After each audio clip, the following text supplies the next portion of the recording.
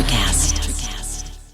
And as you speak, your voice causes chains to fall off of people's hearts.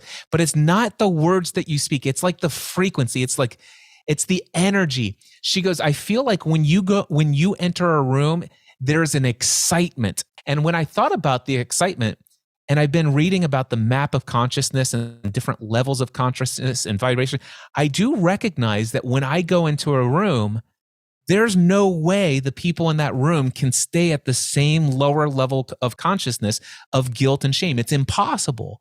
My presence and my voice itself, people say, Cliff, every time I get off of a coaching conversation with you, one woman, she says, I'm absolutely buzzing with excitement.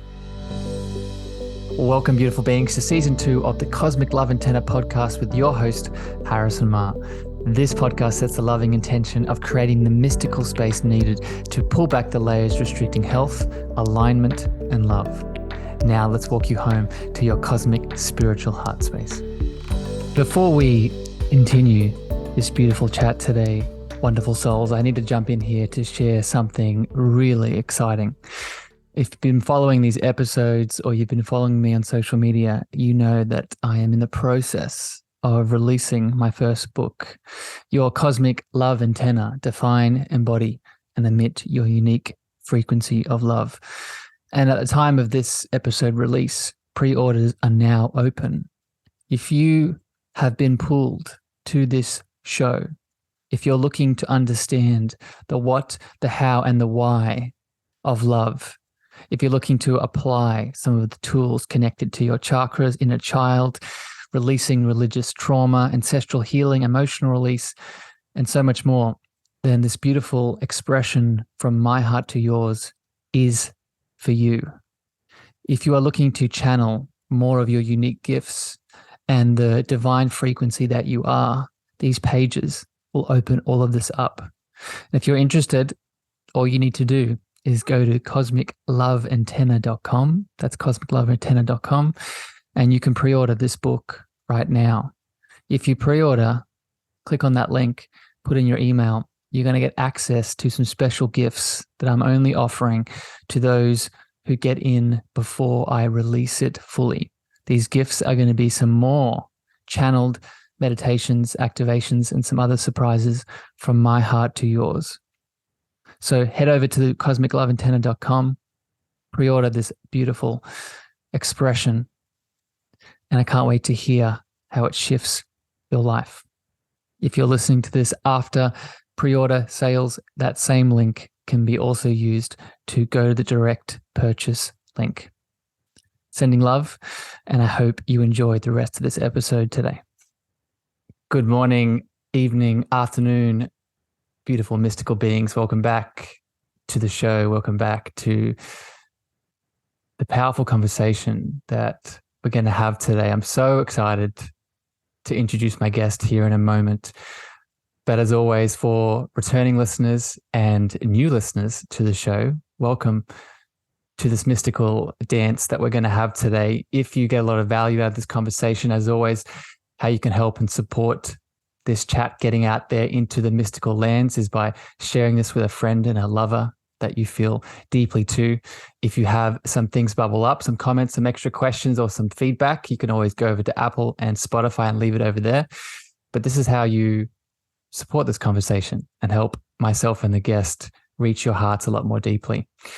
With that said, today we are going to get into what it means to coach heart to heart and connect heart to heart. And the beautiful being, the beautiful man that I have on the show to have this discussion is the mystical Cliff Ravenscraft. Cliff is the podcast answer man, now the mindset answer man. He is a master business coach and a powerful speaker. Today, we're going to have a conversation about what it means to coach heart to heart, what it means to apply mindset to this, how this impacts our business, what is our unique frequency of love, where our intuition comes in, and so much more. Cliff, welcome to the Cosmic Love Antenna. Harrison, I am honored to be here. And I know that you're approaching 100 episodes. Congratulations on that. And I remember tuning into your show. I think you were probably around episode number 30. And I was on a road trip and listened to like the first 20 episodes in a row after discovering you on Clubhouse. And to think that I'm now a guest on your show, I'm honored. You got some great content, and I love your heart for people. I love your energy, and it means a lot to me to know that you invited me to be a guest. Well, it's no surprise here, Cliff. We're going to start with a sort of heartfelt opening. I receive all of your love, but I want to share my own story on top of what you're expressing here. I don't know if you remember this, but that's actually my first interaction with you, Cliff. Hearing your voice was actually you giving me affirmations of love on Clubhouse towards my podcast. And I was like, this person, he's obviously getting value from what I'm saying. But then as I looked into, you're doing this whole world yourself, right? You're a profound speaker, you're a profound podcast host. And despite all of that, despite all of those things that you've achieved, you moved through those labels and those personas that we put on, and you shared from your heart to me. And I remember I received that so deeply, having never met you, never heard you before, but you went straight to the heart, and I'd never forgotten that. And it's why I wanted to have this chat with you today. So I receive your love, but as always, I'm going to reflect it back to you, because we attract what we are in many ways. Yeah. Well, I really appreciate that. And the reason why I went so far out of my way is I was, as you were saying, going through a process of removing labels at the time. And there were still, I had made much progress on my spiritual journey up to the point where I discovered your podcast. But there were a couple of episodes that are in those first 20 or so episodes where the topics were like still things that I was just hanging on to. And the guests that you had, the conversations, it's just like, yeah, there was some more unraveling to do. And it was great. It was an awakening experience. And I wanted to make sure to tell you the next time I saw you on Clubhouse. So that it was a meaningful experience for me. Well, I'm excited to get into that a bit more today, my friend, because since that conversation that we had, just for people listening, I've had the pleasure of delving more into you, and I sent you a message on LinkedIn because I'd started listening to all of your beautiful shows, and I say shows plural because you are so lovingly prolific in what you're expressing out there into the world. And it was through what you were expressing, this idea of the transition that you just alluded to, of being the podcast answer man now into the mindset answer man, that really intrigued me. And so I'd love to maybe start with this, Cliff, if you can elaborate for people listening, and correct me if I'm wrong, I think this is a part of your spiritual awakening, is this transition that you had. Can you maybe speak to, what happened here? What made you shift into, being all about podcasts and putting people with the technicalities to now, doing the work that you do with the mind and the subconscious? Well, honestly, it all started when I was a little kid. I was attending church services like Baptist churches, Methodist churches, Nazarene churches, Pentecostal churches, Assembly of God churches, all on the weekends and during vacation Bible study schools and stuff like this, and attending Catholic school from first grade through seventh grade. So attending Mass with my classmates every Friday, even though I'm not Catholic, and sitting in religious education classes. So from the earliest time I was a kid, I was introduced to this concept of God from a very Christian perspective, both Catholic and Protestant. And quite frankly, where the two were very much at odds with one another, at least the branches that I were a part of. And I'll never forget, I think I was about 8 years old. I went to this Baptist church with my aunt, and it was the first time I'd ever heard that I was going to burn in hell for eternity if I wasn't one of God's elect few that have been saved. And I was kind of freaked out about that. And I asked her, I said, hey, how do I get this taken care of? And she said, well, you just go up next week. How old were you again? I think I was about 8 years old. Yeah. I just interrupt here, Cliff, because I know this. I want to keep hearing the story, but I know this is such a big. I was listening to one of your episodes yesterday. I know you speak about this a lot. This idea of that 0 to 7, 0 to age frame being so important for a child's development, and for that child that you were to be impacted like this in the way that you were, it's significant, right? It is, because from the age 0 to 7, we have no critical thinking capacity whatsoever. Yep. We cannot criticize any data that comes in. As children, we soak up everything. Our brain is looking to create neuroassociations, synapses to fire to make sense or meaning out of what we are hearing or experiencing in this world. So at this very young age, I am getting this messaging of God as a wrathful, angry God that needs to be appeased, and the only way he could do so is to kill his own son on my behalf. And I would have never expressed it in that way until after deconstructing so much of the way that I viewed life. But from a very young age, I knew that I wanted to do two things with my life, that there was a purpose for my life. At least this was my feeling from an early. I want to, number one, I want to love God with all my heart, soul, strength, spirit, everything. And I want to avoid burning in hell for eternity. So those were two big priorities of mine. It's funny that we have to acknowledge that. It's interesting. And I just say this because I've done, you probably know this, Cliff, and the people listening know this. I've done so many conversations and episodes now on this dynamic between the inner God and the outer God, whether it be it's funny that you say Baptist, because I keep attracting Baptist people that have been in this experience. And it's interesting that we need to say that, even need to have that conversation. But keep going with your story. Yep. So I'll go through and just give you a couple little pinpoints along my journey, that because my spiritual awakening has been going on since I was born into this earth, as I think everyone's is. So fast forward to by the way, the next week I went to church with my aunt, went up in front. I said, I want to be saved. He told me to say this thing, and I'm like, good. I got my get out of jail free card. Life is good. Until I'm about 18 years old. So at 18 years old, I'm dating this girl, and she's Christian, and I'm going to this Bible study group with her. We're in a Nazarene church at this point, and I'm thinking like, this is awesome. I'm really enjoying my time with her, and she invites me to come have dinner with her family. And I go, and I'm having dinner with her family, and I am interrogated. So, Cliff, tell me about you. How did you become a Christian? And of course, I give all of my credentials. I've been in Catholic school since I was a kid. I've attended all this and blah, blah, blah. By the way, I've attended church every Sunday morning, Sunday night, blah, blah, blah, blah, blah, blah, blah. I get home thinking I have totally won them over. I mean, I had all of the merit badges you could possibly have. And this girl calls me out and she says, hey, I have to break up with you. And I said, why? She goes, well, because my mom and dad said that I'm not allowed, I do not have permission to date a man who is not a Christian.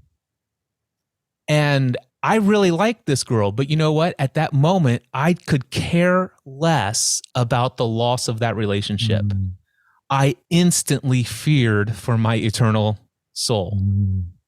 I had not had that fear since I was 8 years old. And all of a sudden, I'm experiencing it again. And I'm like, wow, how is this? What do I do? And so we were also attending this Bible study class, but we were also attending this other church on Sundays, and it was Nazarene as well. And there was this Sunday school leader, class leader, and he was very approachable. I reached out to him. I said, listen, I hope you don't mind. I'm calling you late at night, but I just fear that if I die tonight, I'm going to burn in hell for eternity. Let me tell you what's going on. This person says I'm not a Christian. How do I solve this? I desperately want to love God and not burn in hell, but somebody doesn't think that I'm living up to what it means to be a Christian. And I'm really concerned about that. And I need to have some certainty here. And of course, being a Christian was everything to my identity, because it's all I'd known since I was a kid about anything related to God. So I go through and he walks me through these 4 spiritual laws or the Roman road, one of these 4 little things. He says, do this, do this. It's like, yeah, I've done that. He goes, well, just say it now and you're done. You've got it. And I'm like, yes. And he goes, now here's what you want to do. You want to read your Bible every day and you want to start attending church every day and blah, blah, blah, blah, blah. And what happened, Harrison, is I became so overly zealous at this point. At that point, I believe it or not, for a while, I wasn't interested in girls at all. All I was interested was in God. And I genuinely felt this passion and connection and just aliveness inside that I'd not experienced before. But I attributed it to the prayers that I prayed. I attributed it to the Bible stuff that I was reading, and I attributed it to my attendance in this gathering. And I attributed it, all of this aliveness, to my moral code of conduct, the doing the things I should do and the not doing the things I shouldn't do. And I became a very self-righteous, very arrogant, out there Christian trying to evangelize everyone. Cliff, before you keep going, I want to point out something, because I know where your story's heading here, and I want to describe something for people listening as you're listening to Cliff's words. This is not just a Baptist, Catholic, Christian conversation, right? This searching for God, external versus internal. Like you just made the point of you were looking for the girls, right? And I would say that even that is, in many cases, I know it was for me, that was still searching for God, right? Because why are we looking? Why are we looking for the girls? Why are we wanting to find that partner? It's to fill that God-shaped hole in most of us have, and then we externalize. But I want to plant a seed here as you continue your story of something called your Imago Dei archetype, right? And you speak a lot about how those 0 to 7 years, my friend, of the inner child impact us. That's an archetype.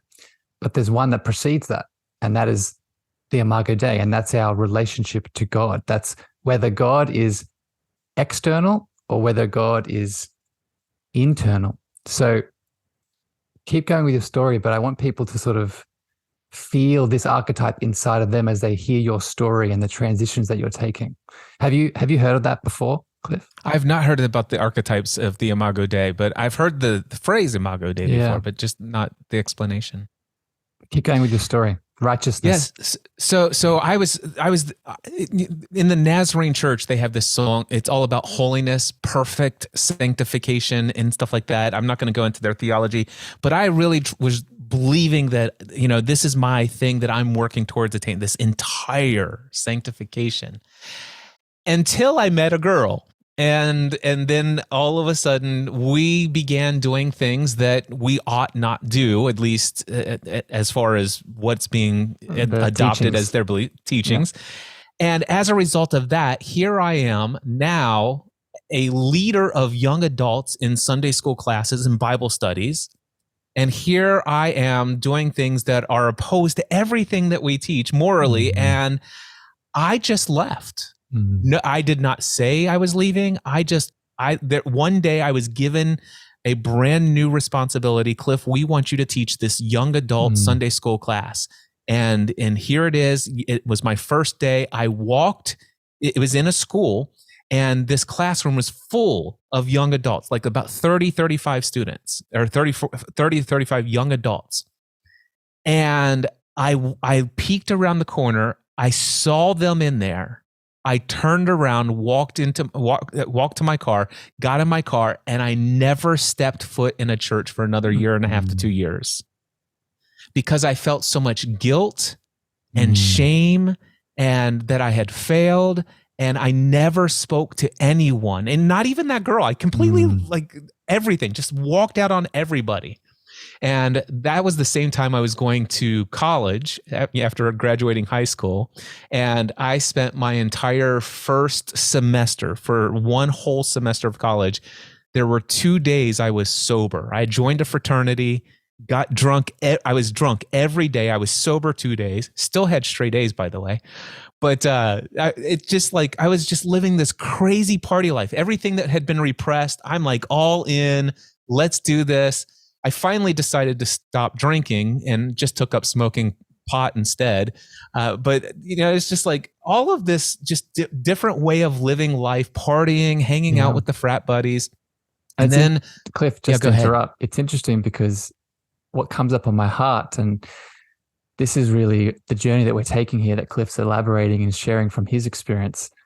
It is really the journey from the head to the heart. But the question I was going to ask you as you're just expressing that, the guilt and the shame, it manifests. It doesn't just go away, right? That guilt and shame that you experienced around that situation, right? It doesn't just, unless we acknowledge it and release it, it's going to show up in other ways, right? So it sounds like it showed up in the relationship with alcohol and the partying. Did you feel that? Did you eventually acknowledge that? I eventually acknowledged. Not at the time, I didn't. Yeah. I got out of the alcohol because my biological dad was an alcoholic and a drug addict from the time I was born until he died in 2015, and I knew I didn't want to go the alcohol route that he did. And so that's what mostly got me out of there. But there was a lot of guilt and shame that came up, especially, alcohol is all fun and games until you get into a deep part of it, and then it leads into a lot of, and so, there's a lot of shame and guilt but it kept I kept pushing it down. And you're right. It continued to pop up again, like whack-a-mole in my life until it finally was eliminated. I'll get to that part of the story. But, here's what happened though, is I met a girl who is now my wife. We've been married for more than 26 years now.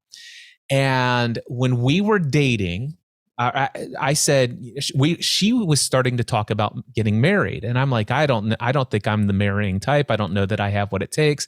I'm not a good man. All this stuff, all this repressed stuff about how I feel about myself. I'm not right with God. She was attending an Assembly of God church at the time, very charismatic out there, kind of spirit-filled church, if you will. And we went, she invited me to come to her church, and it was the first time I'd walk in several years. To say that there was an overwhelming presence there is an understatement. I mean, like, I felt it. It's like, whoa, there is something here that is, wow. And so there was this guy playing this bass guitar, and Harrison, here's what he did. He saw me at the back of the church after the service was over. He says, my name is Bill Grimm, and you have no idea who I am, but I want to tell you, God gave me a message to share with you. And I'm like, oh gosh, not one of these nut jobs. That's the first thought that came to my mind. And he says, listen, I saw you come in with Stephanie. You must be her boyfriend that she's been talking about. Anyway, that's not what he says, I don't know anything about you, but God told me to give you this message. And he first wants me to tell you that, yes, you're going to think I'm crazy, but that has nothing to do with anything.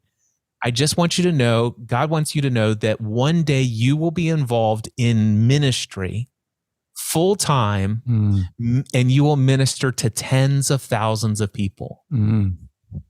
So that's interesting, Cliff, especially because I know that I have some more questions I want to jump to here in a sec, Cliff, but maybe you've reflected on this, but that's what you do now, right? I know that this is a part of your journey too, right? But what you do now, whether it's your speaking that you do, or the podcast that you do, or the business coaching that you do,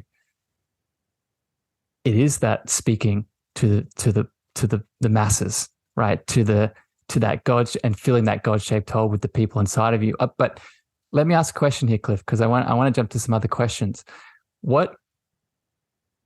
How does this factor into?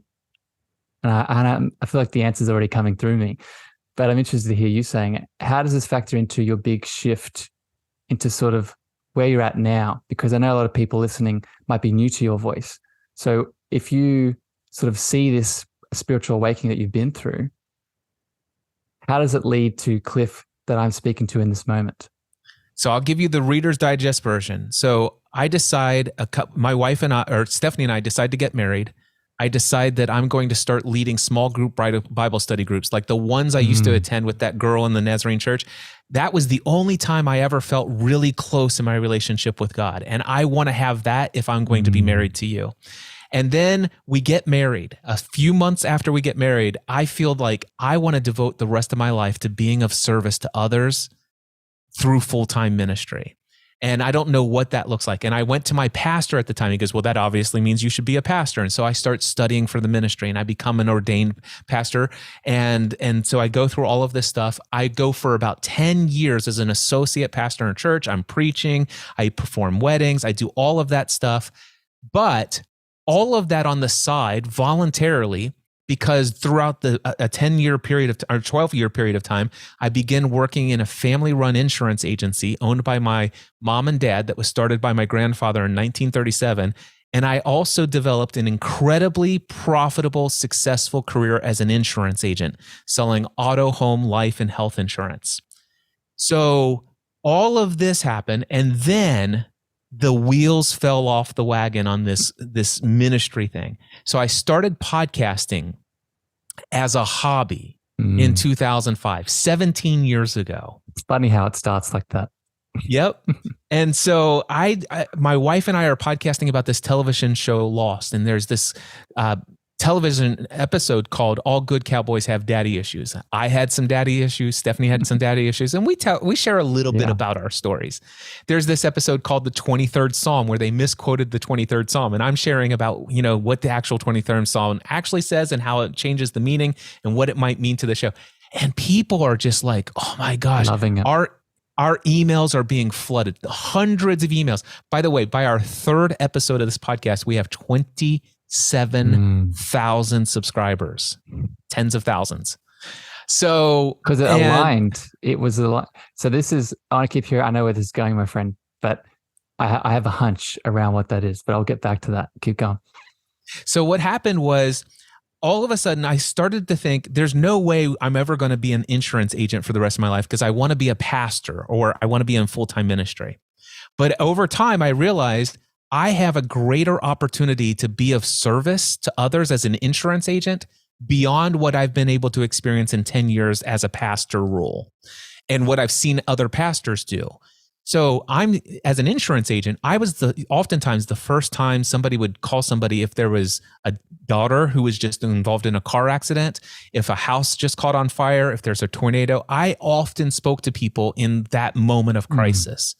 And I'm like, this is much more aligned, if you will, with what I feel called to do in this world than actually being a pastor. So I had already decided I'm not going to become a full-time pastor. My full-time ministry is being of service here in this insurance office, because here I'm reaching a couple thousand people in our community, where here I'm reaching about 80 people to 100 people on the weekend.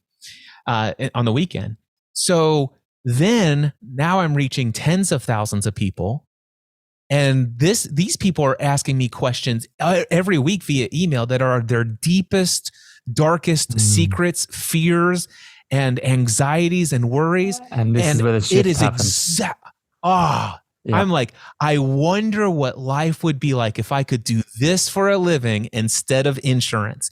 Even though, frankly, Harrison, if I would have stayed in insurance, my dad has already retired now. I'd own the agency and I'd be making multiple millions of dollars a year in personal income in every year. And that's important to point out, Cliff, because that goal, that ambition, that business objective is ego-based, right? That is, and no judgment on people that do that, but there's a very, very big distinction, because this is really where this chat is going, and what I want to focus in on here is heart, connecting into the heart. But keep going, wrap up this with your beautiful mindset transition. So what happened was I began dreaming, I wonder if I could do this for a living. And when I say this for a living, it's what I'm doing today as the Mindset Answer Man. So this has always been the thread, even going back to when I was 18 years old. It's just, my heart is being of service and encouraging others. And in fact, even though I no longer hold on to the term Christian, I still hold on to this mantra. My purpose is to encourage others through Christ. But I now think of it encouraging others through Christ consciousness rather than just the person of Jesus. I'm so happy you said that, my friend. That's actually something I haven't talked about here on the show, actually. idea of Christ consciousness, that this is not, and for the Christians listening and Catholics listening, I send you so much love, but that Christ consciousness is accessible through us, right? It's accessible to unlock through us, right? It's an easy way to explain this, right? It wasn't Jesus Christ. Christ wasn't his last name. Christ was the consciousness that Jesus was awakening and sharing. And that awakening, as Cliff is highlighting in his beautiful story, is something that we can unlock and then share with other people. Does that resonate with you, Cliff? Absolutely. And in fact, Jesus, speaking as the Christ, I pray, Father, that they would be one in Christ consciousness as you and I are. Yes. Oh, I love it. Look, I have so much to add, but finish off the story, my friend. Yep. So then you made the shift into mindset. I made the shift not into mindset because at the time I needed a lot of mindset help. I had a lot of limiting mindset. So what I did believe, I had already demonstrated that I had a lot of people who were willing to pay me money to teach them how to podcast. And at least that gave me the freedom to do the work that I want, when I want, who I want to work with. Whereas in the insurance, I had to stay there 40 hours a week guaranteed. And that's 40 hours a week every week that I was not allowed to do anything related to my passion. All right. Which is hard, which is if you're only focused on the ego aspects, you might not see it. You could ignore it, suppress it, and numb it. But if you're an insensitive, intuitive person, which if you're listening to Cliff's story, he very much is, you can't ignore that. Yeah. So I had to get out of it, and I did. And so in January 2008, I became what the world known as podcast answer man. I struggled like crazy my first year, only made $11,000 net income, working about 70, 80 hours a week.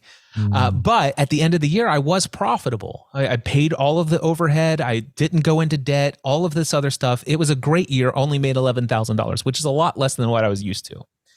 But that began, and I celebrated in the hospital in January 2009 for 2 weeks in the hospital where I almost died as a result of massive gallstones, of all the stress and anxiety. The body's speaking to you. The body's speaking.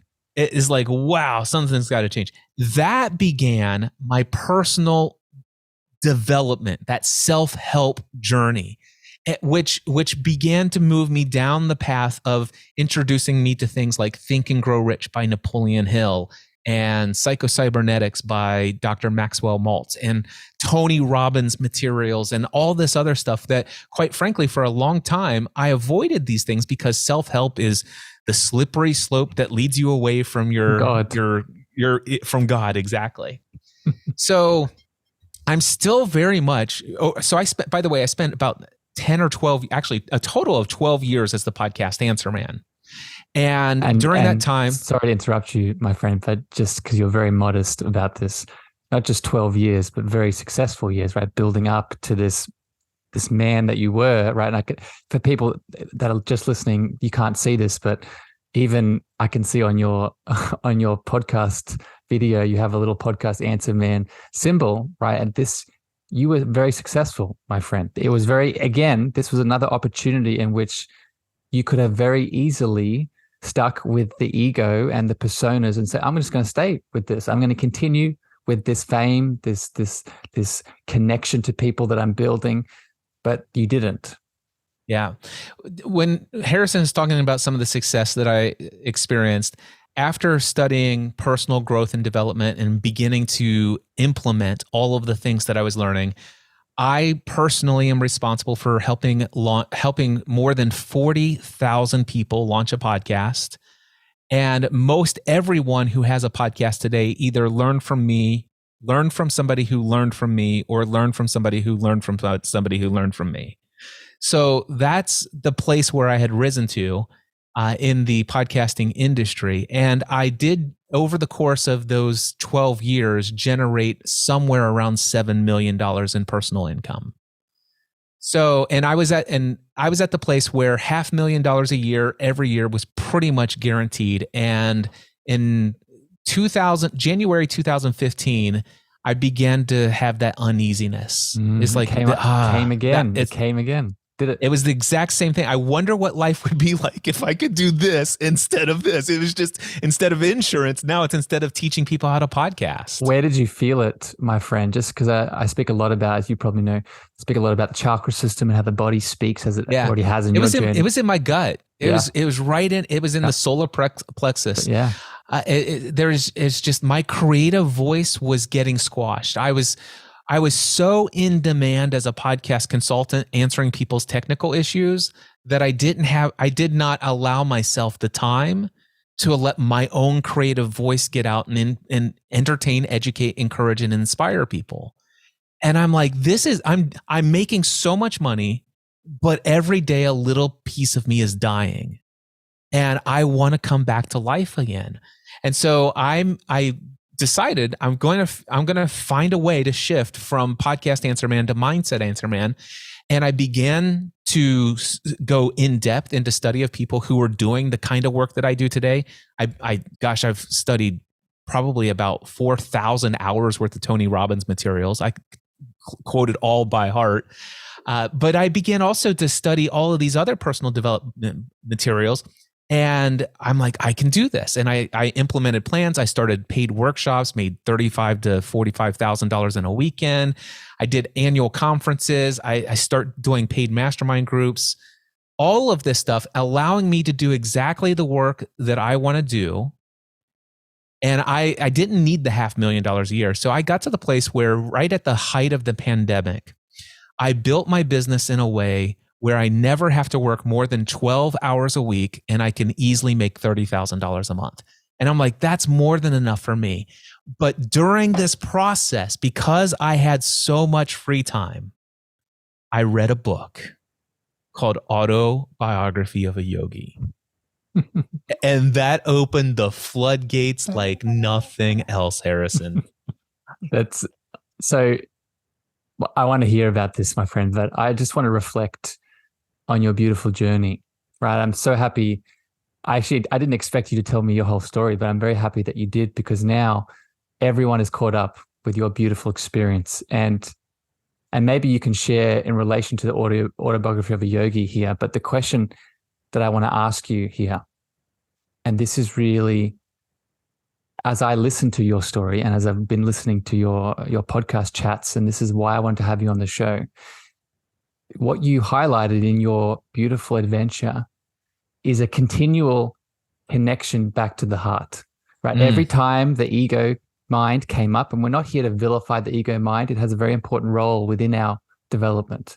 But what we are here to do is to constantly check in and ask, is this the path my heart wants to walk? Is this the path that my heart expresses itself? So I'm interested, my friend. One, I want to hear about how the autobiography of the yogi factored into this. But I think the bigger question I want to hear you answer here is, do you think this will happen again? Do you think a shift will occur with the heart, much like it already has in many different ways? At least one more time. At least one more time.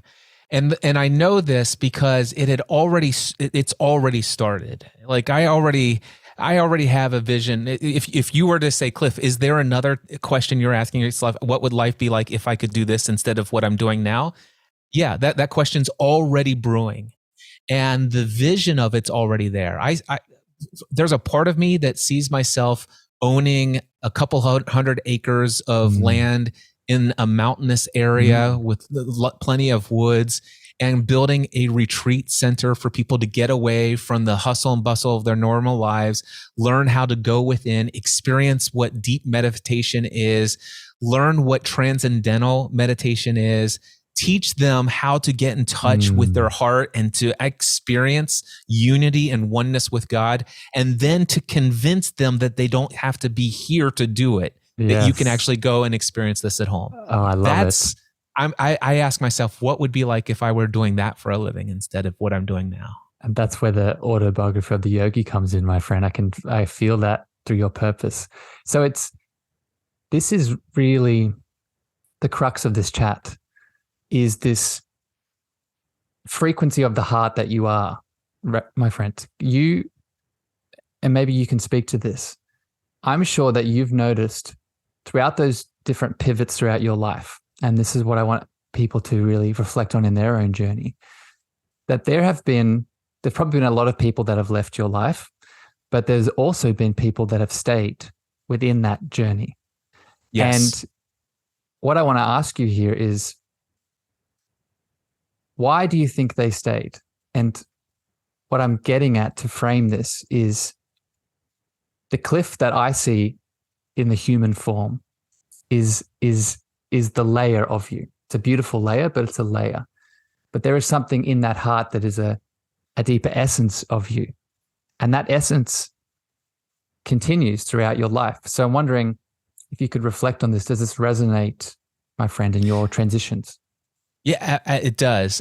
There are a lot of people who are no longer a part of my life through the various different transitions. And there are a handful of people who are very much.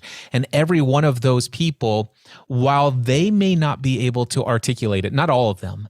My wife obviously does and is. She's one person who's stuck through everything with me, and she definitely she understands and fully buys into the essence of who I am beyond this personality, this persona that I wear called Cliff Ravenscraft, currently known as the Mindset Answer Man today.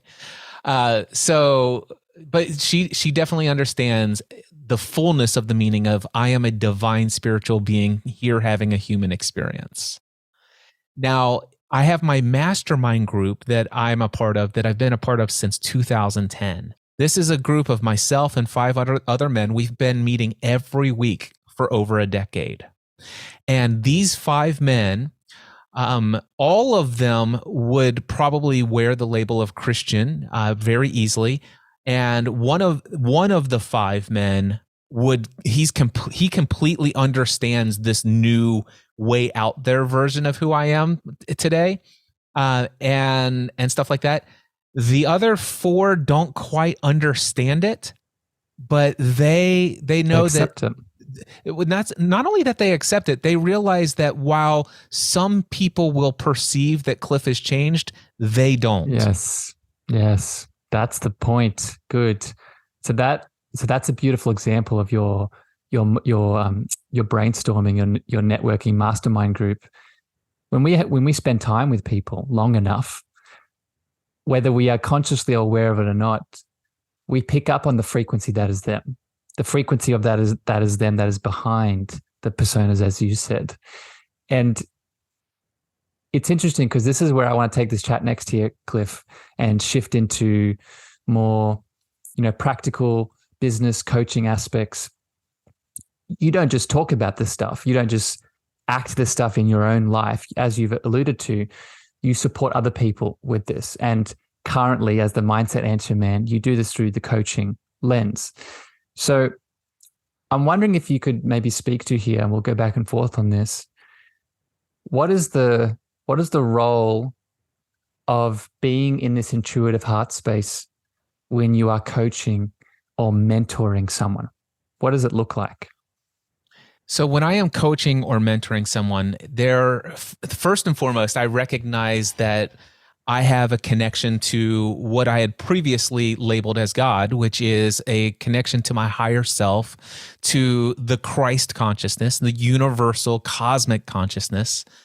And I realize that when I'm actually engaging another human being, that I recognize that my ego and personality is interacting with their ego and personality. And currently, that's the only layer for which they're able to perceive our conversation.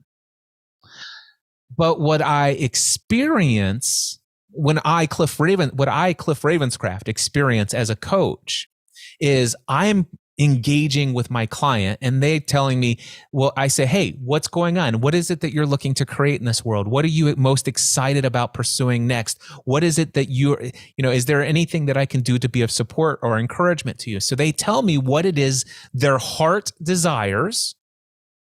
And then they tell me all of the reasons why they're not able to get there.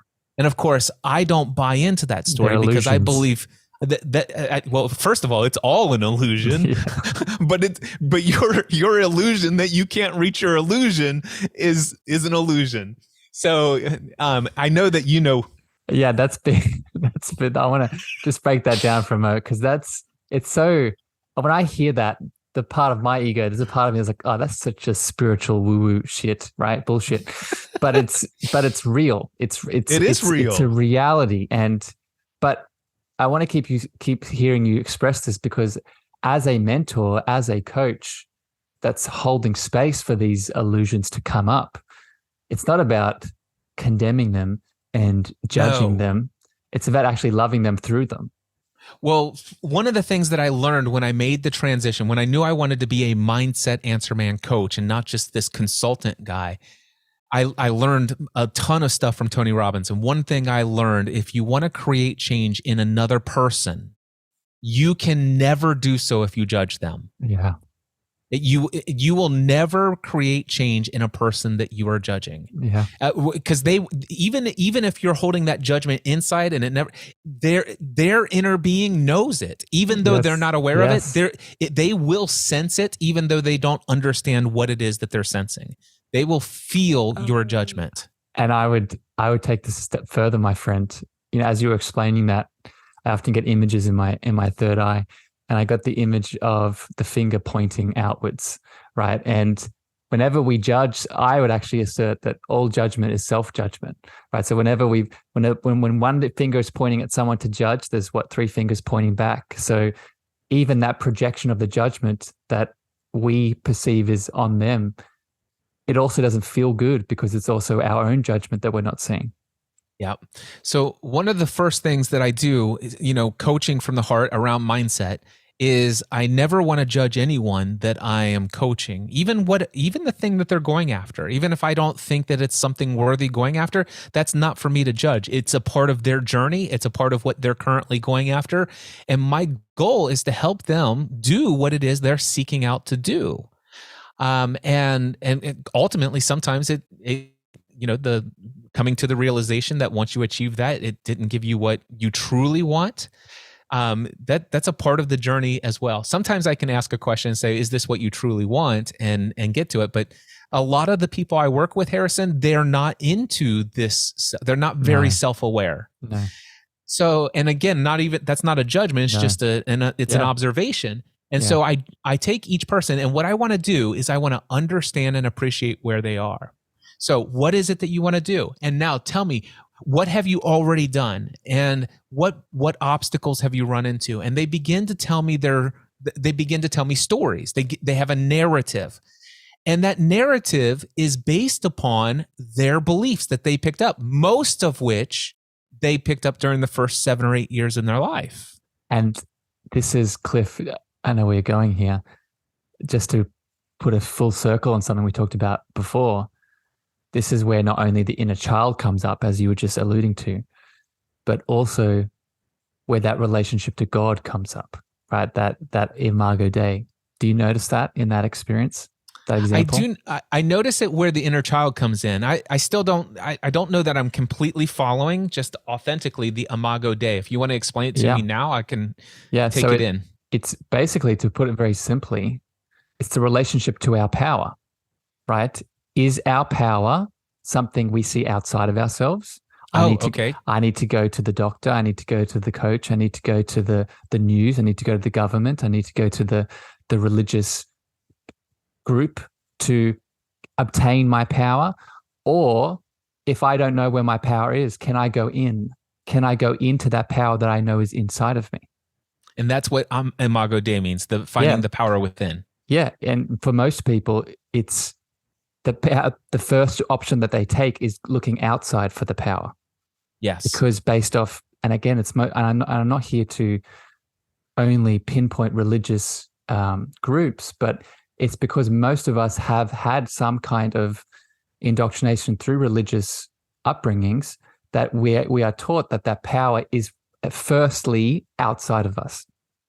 Well, even Harrison, it's not just the religious. There's a book called Super Coach. Yeah. So in Super Coach, when I read this book by Michael Neal, he said that we were born with an innate well-being. Yeah. That we are at peace and we have everything within ourselves. But what happens is all of a sudden we get swaddled and we get comforted and stuff like this, and all of a sudden we have a rumbling in our belly, and we get hungry, and then somebody from the outside feeds us. And then all of a sudden, we experience this, and somebody coddles us, and we feel this. And what happens is that child has no way of critically thinking.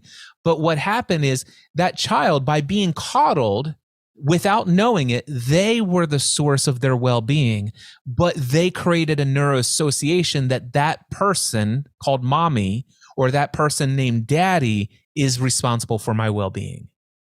And so it starts as an infant.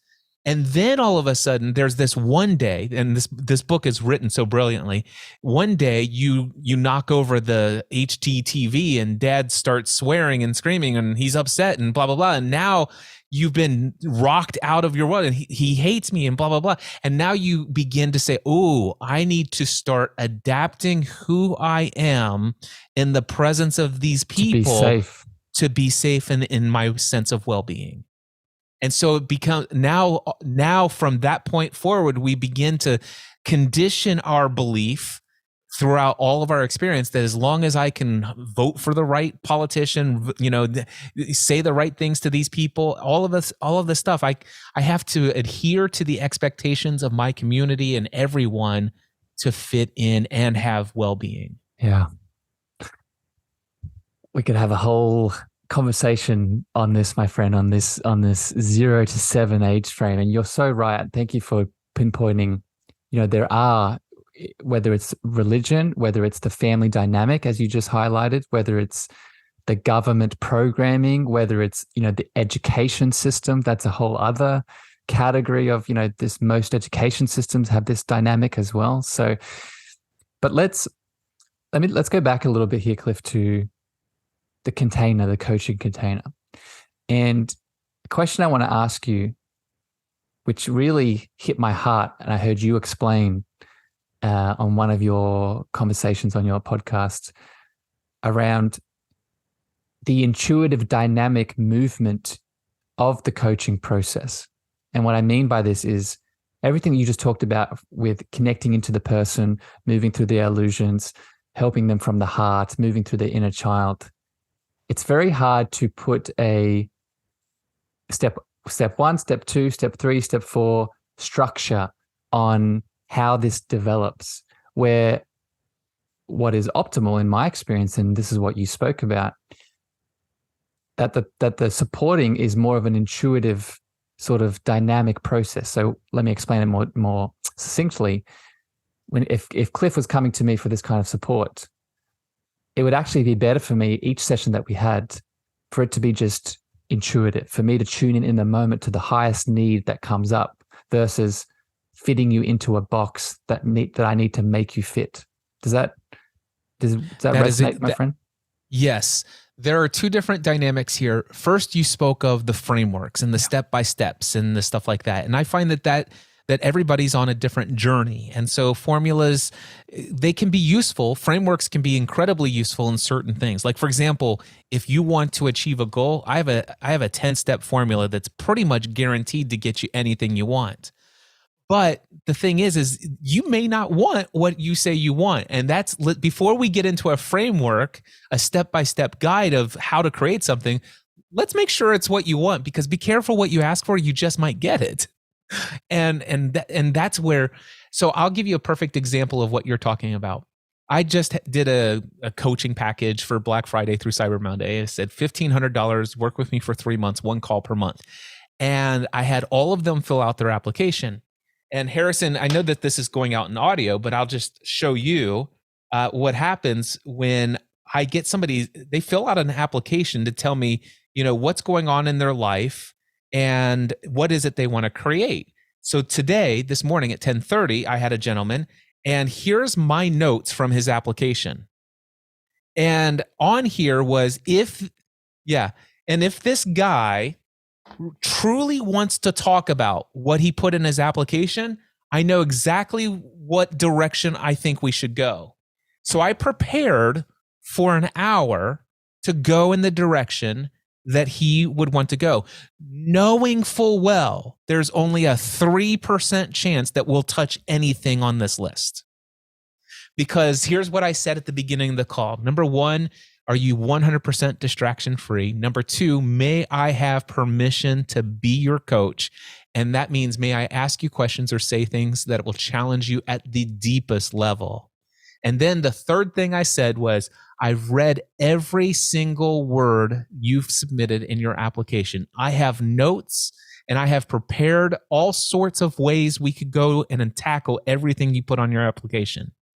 But first, I just have to ask you this question. If we didn't touch any of that, what would you and I need to talk about today that would make this the most important and most valuable conversation you've ever had in your life? And I just wait to see what they say.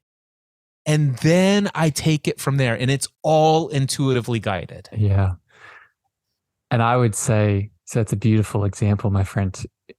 I would say, if that person in that moment, to your question of, if I ignore all of this and we just hit on, I call it what's top of your heart, if they have a reaction to that, if they're triggered by that, I would say that's probably the most important thing, right? Because everything you just described in terms of all the things that they write and people express, and I don't want to, they do have value, right? I know you're saying that too.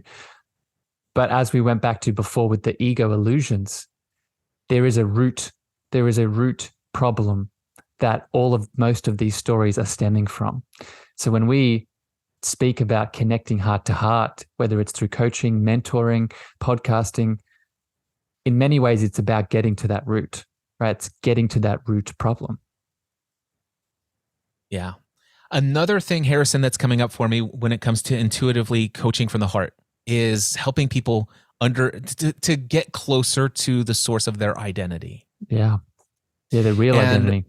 Their real identity. So that ultimately, that's what I most want to help people do. I want to help people come to experience peace, love, joy, and an overwhelming sense of abundance, regardless of any external circumstance. And that only comes from Christ consciousness. So I know this, but my clients most of them aren't quite there, right? And so my hope is to help them get a little bit closer to their identity. And the thing is we're not even talking about the identity they have with their persona, but we're actually talking about like sub-identities. Like, for example, I had a guy that I talked to recently, and he said, oh gosh, where is this one here? And most of these identities, just as you're finding it, they exist in that subconscious, right? This is why the subconscious is so powerful, right? Keep going. So this guy he's working full time. He wants to branch out, create his own business, and he wants to do speaking, he wants to do coaching, and he wants to do training and workshops. All three of which he's done. He's been paid to do several times, but he's never done it on his own. And he says, but there's a part of me that just asks, am I good enough to charge and have people pay me? And then he says, I tend to be a bit of a poser. And I'm like, no, we're going to start right here. This is not your identity. You are not a poser. We've got to get clear from here. And what I try to do is I begin to use language that these individuals are accustomed to. Let me speak to you about the power of your subconscious mind. Your subconscious mind is unlimited. It has unlimited resources to support anything you program. Confirmation bias. Yep. Yeah. And so without talking about law of attraction, I just talk about the fact that the words you speak, when you say, Cliff, I struggle with this, I always have, and this is my biggest issue, this is who I am, blah, blah, blah. No, let's just start using transformative language. I'd love for you to say, up until this point, I've had a history of doing this. And I'm seeking and know that there are solutions so that I can accomplish what I want to create. Can you say that? Because here's what I want you to know. Your subconscious mind is kind of like a computer program. And whatever language you program, it says, I will do whatever I can, which it's unlimited in its power, to support you in staying true to what you believe your identity is. Your value is to be honest, and you just spoke to Cliff that you're a poser and not worthy of being paid to speak and do training and coaching. And if you speak that to Cliff and you're speaking it to yourself, that's what you believe to be true. I will do everything in my power to make you align with your truth. Yeah. And I'm going to add a spiritual lens to this, because you're beautifully highlighting the mental realm here and what the mental realm creates to the subconscious. But I'll take it a step further and reference Autobiography of a Yogi, right? In that book, there's a lot of Vedic lenses, a lot of Vedic teachings. And the Vedic worldview teaches, my friend, and I'm sure you know this, that there is no objective outside reality. There is no me here and outside world there. The outside world is created of our internal state of consciousness. If our internal state of consciousness is the poser, or it's funny that you picked out that, what I picked out was the I'm not good enough, right? Mm-hmm. If my internal state is I'm not good enough, then that is the world that I create. Every single opportunity that wants to come in is filtered through the lens of consciousness of I'm not good enough. Yeah. And I yes, that is exactly how I view it from my lens as a coach from coming in. But I have to find a way to I have to translate it in a way, not in a way that they would understand, because I think I could even teach it in a way that they would understand it, but it would butt so much against their belief system that I know they're not ready to be confronted with that. And quite frankly, I get the sense that it's like, ooh, I don't want to take away this person's identity just yet. I don't think they're in a place where in their life right now where they can completely take it all away. Yeah, because it's a protective thing. Yeah, and it's very important. Yeah. So my goal isn't to immediately bring everyone to an awakening of their self-realization. That's not my goal. My goal is to aid them where they are on whatever spiritual path they happen to be on, at least in this season of my life. I think there might be a day in my future where just come into my presence and let's just hang here and Cliff, I'll do what Muji does. Cliff, it's not in the future. It already happened, my friend. I know. I know this segues perfectly where I want to take this next, actually. You do this already, Cliff, by just, and this goes back all the way to what we were saying before about being the frequency of what we are, right? This is the solution to the I'm not good enough, in my opinion, is remembering that the frequency that you are is not only enough, but the frequency of what you are is the medicine. So this leads into a question I want to ask you, Cliff, is you, as I said at the start of the show, are prolific in your beautiful podcasting shows and content and the love that you give via them. And I'm wondering if you can speak to the role of the voice in expressing this love frequency that we are, that we've been speaking about, this heart. And I'll just give one example here and pass to you. I often speak about the throat chakra. There's a reason that the throat is on top of the heart. It's because the throat is one of the first places our love has the opportunity to meet the world. Yeah. Well, I understand the power of the voice in a way that I've never understood before.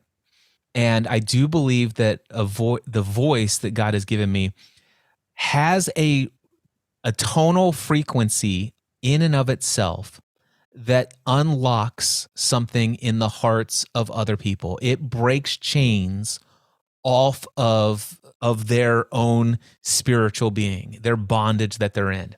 It doesn't matter the words that I speak, just the sound of my voice. I want you to hear something. I'm going to play something. This is from Michael. Do you know who Michael Hyatt is?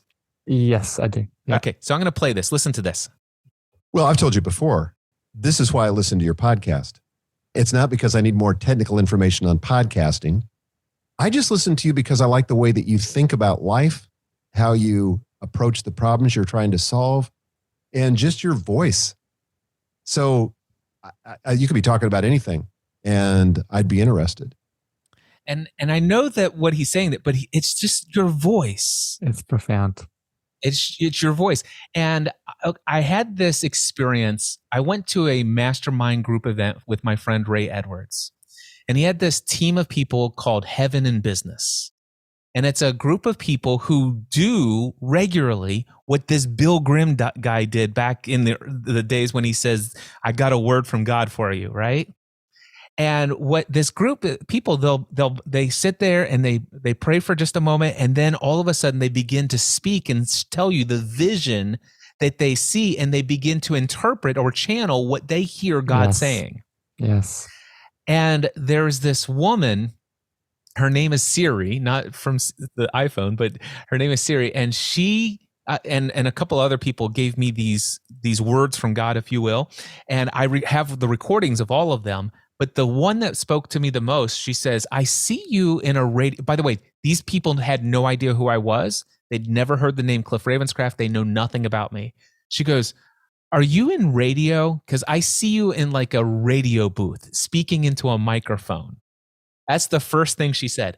And she goes, and as you speak, your voice causes chains to fall off of people's hearts. But it's not the words that you speak. It's like the frequency. It's the energy. She goes, I feel like when you enter a room, there's an excitement that comes with you. And it's like God, he's excited, for you. There's this excitement. And when I thought about the excitement, and I've been reading about the map of consciousness and different levels of consciousness and vibration, I do recognize that when I go into a room, there's no way the people in that room can stay at the same lower level of consciousness of guilt and shame. It's impossible. My presence and my voice itself, people say, Cliff, every time I get off of a coaching conversation with you, one woman, she says, I'm absolutely buzzing with excitement. Literally buzzing with excitement. And so, yes, Harrison, that is definitely something that I've experienced. Yeah, I can feel you so excited to express this, my friend, because if anyone takes anything from this conversation today, I hope you take a lot of things, but if you take one thing, it's what Cliff is describing here. And there's a couple of components here that I want to break down. Firstly, I've also received those same comments, my friend, about my voice just being a space and place in which people can heal and feel themselves. And I want to take this a little bit deep here and explain, because you highlighted it beautifully, but you speak about being a channel, right? Speaking about being a divine channel. And this is another one of those illusions that most of us, myself included, had for a very long time, that only certain people channel. Only certain people can access the ability to channel. And it could not be more incorrect, in my opinion, because we are all divine channels. The question is, one, what are we channeling? And two, how are we channeling? And this how connects to these gifts. For some of us, how we channel you've spoken about a couple of times, Christ consciousness, our divine presence, our higher self, whatever you want to connect into within that inner world, we can tune into our gifts, and that gift could be our voice. But what I want to acknowledge here is one of the first conversations that we had, Cliff, was you were talking to me about light language. And I'm actually interested to see how far you've looked into that since that conversation. But, light language is an example of how the voice can be expressed through the channeling of the gifts. But it doesn't have to be with light language. It could be just speaking. I would even assert it could be just showing up, and the spaces between the words could be just as healing as the words themselves. What does that bring up in you, my friend? Well, first of all, I've studied a lot about language since you and I spoke, and have even done had some incredible experiences with singing shamanic chants and all sorts of amazing things. But what I've come to experience for myself is that light language is any expression of our soul. And so for me, if I'm journaling, I will often start journaling with my own conscious mind. And over a period of transition, it turns into light language. And all of a sudden, I'm sitting there writing things, not knowing exactly, where this is coming from. And one of the reasons why I'm able to create content so much, I've got 48 shows, over 4,700 podcast episodes, and I can hit record, Harrison. You give me any topic, and I can start speaking on that topic, and my heart just flows with stuff. And I'm not just making stuff up. I'm not just talking to hear myself talk. There's just an expression. And I get into that flow state, and I know that I'm channeling. And I, even though I'm speaking in English in words that is intelligible to people, I've been speaking light language for quite some time. And then, of course, there are other forms of light language as well, but those are the ones that I experience the most. And this goes full circle. I'm so excited that it's developed in that way, my friend. It goes full circle to, again, the theme of this whole chat is, you spoke about how you can write the things down with your mind, start with that, but then it starts turning into something more.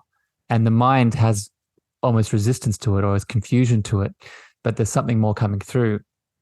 And the place that something more is coming from, we don't channel from, I think the word higher is a misconception.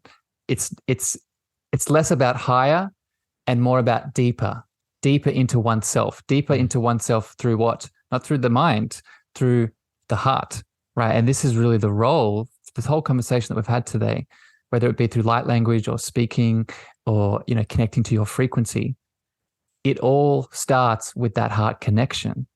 Have you noticed that, my friend? I have noticed that. One of the things, Fabian Louis from Clubhouse, from the Ancient Ones room.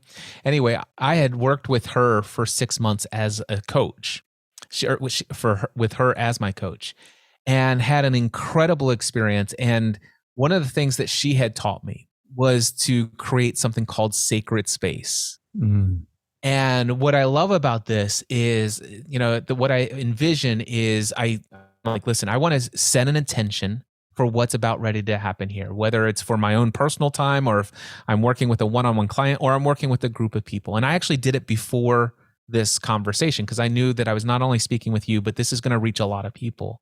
And so I'm like, I want to first and foremost call forth the highest good of all that is. So I want from the heavenly realms, I want all the way down here, a channel of light and love to be the center guide of everything that I'm doing through my heart.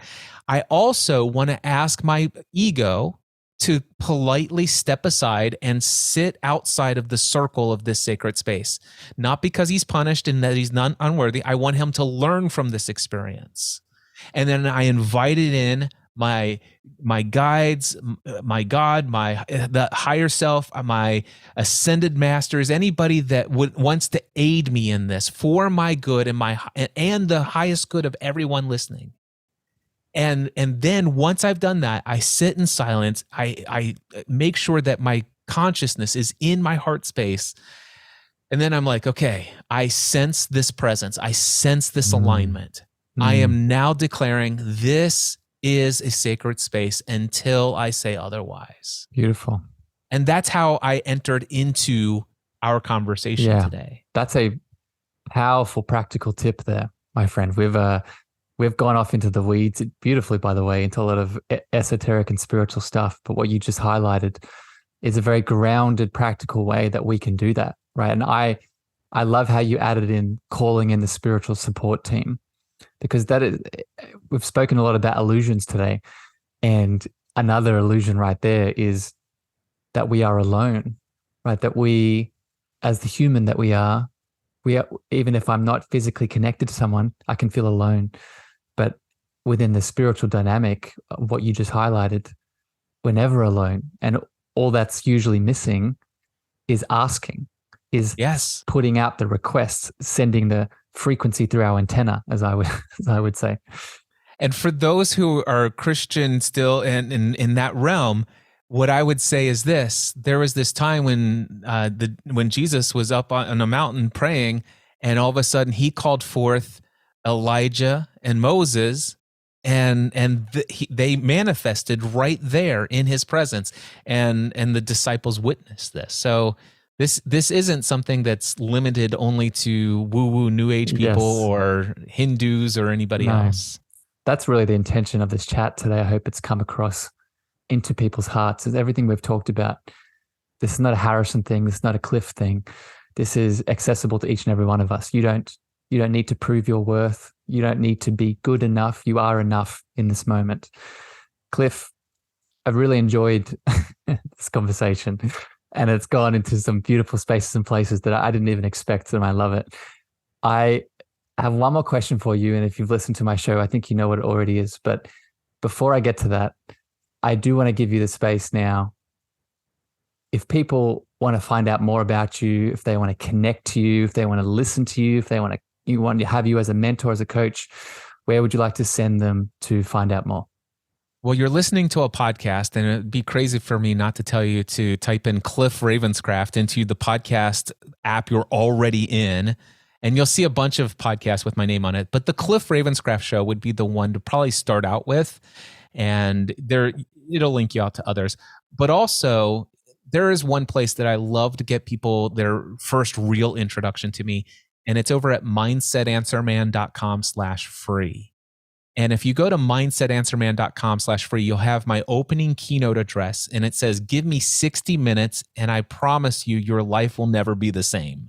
Mm-hmm. And this is an absolute promise. I know it to be true. It'll radically help you understand where your limiting beliefs are coming from, how to disassociate with them, replace them with empowering beliefs, and start you living down a life that you only dreamed of in the past. So mindsetanswerman.com/free. It's called All Beliefs Have Consequences. I haven't watched that yet. So I think I'm going to do that after this conversation. And on that note, Cliff, I just want to give you a bit more love here before we finish. You've really supported me in my journey, not just with this conversation today, not just with knowing you and connecting to you, but I say this for the people listening. The content that Cliff expresses is not just from his heart, but it's practical.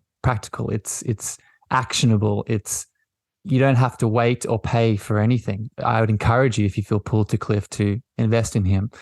But the way that he shares from his heart, there is no expectation. And I've really felt that from you, my friend. So I just want to say thank you for expressing that way of being in the world. Thank you very much. It's an incredible life to live, to know that there's an abundance source of everything. Another illusion we could break there with that understanding, right?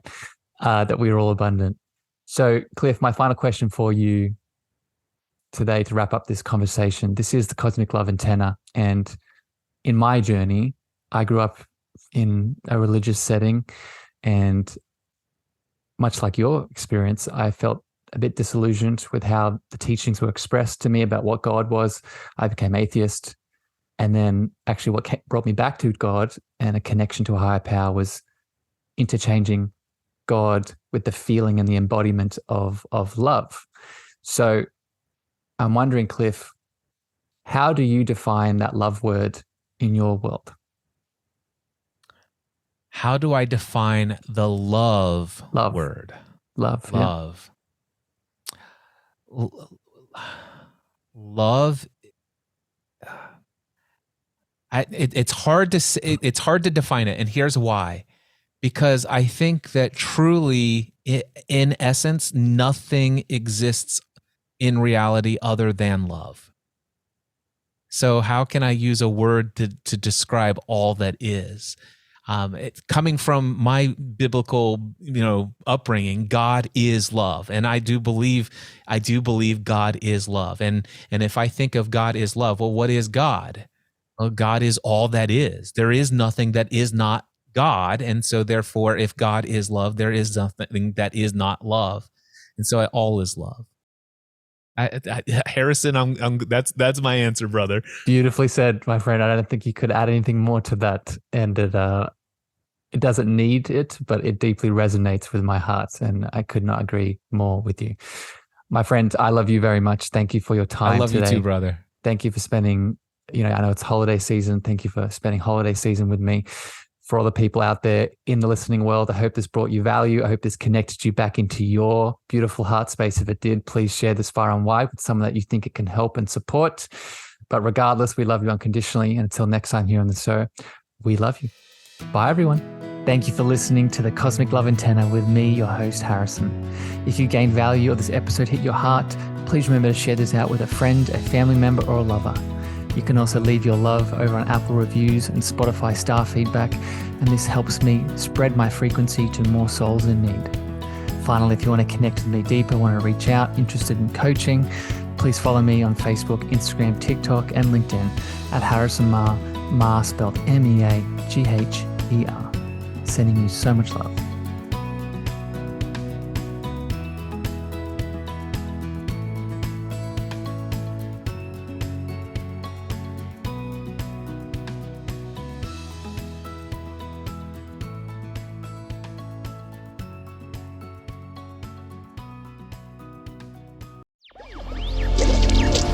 Electricast.